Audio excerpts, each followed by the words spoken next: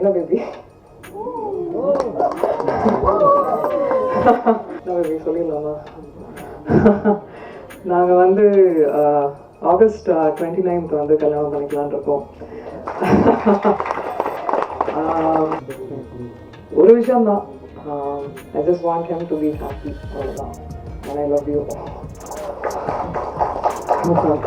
அதுதான் நான் எக்ஸ்பெக்ட் பண்ணுறேன் அவர்கிட்ட. என்னை டூப்பே போட விடாம எல்லா ஸ்டண்ட்டையும் என்னையே பண்ண வச்சு என் பெண்டை கழட்டிட்டாரு.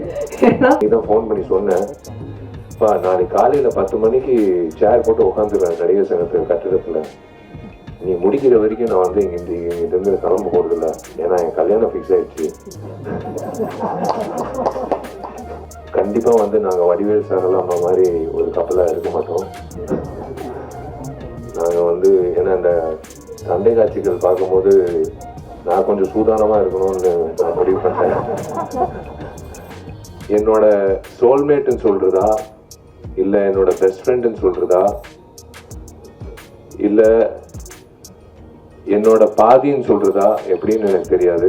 ஆனா தன்சிகா பொறுத்த வரைக்கும் நான் வாழ்நாள் பூரா அவளை நல்லா இதே மாதிரி சிரிச்ச முகத்தோட வச்சுக்கணும்னு.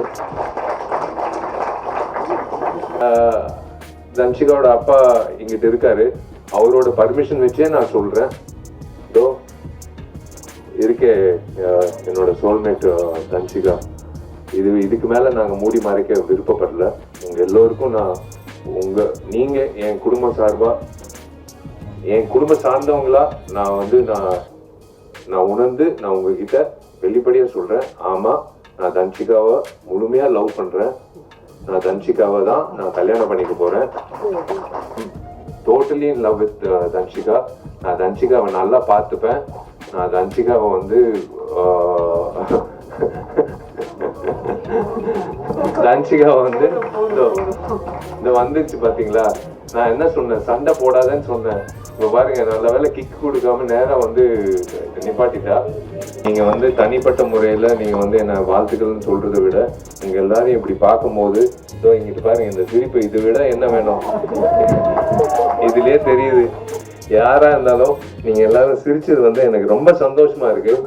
மனசு நிறைஞ்சு எனக்கு தெரிஞ்சு இன்னைக்குதான் நான் சந்தோஷமா தூங்குவேன்.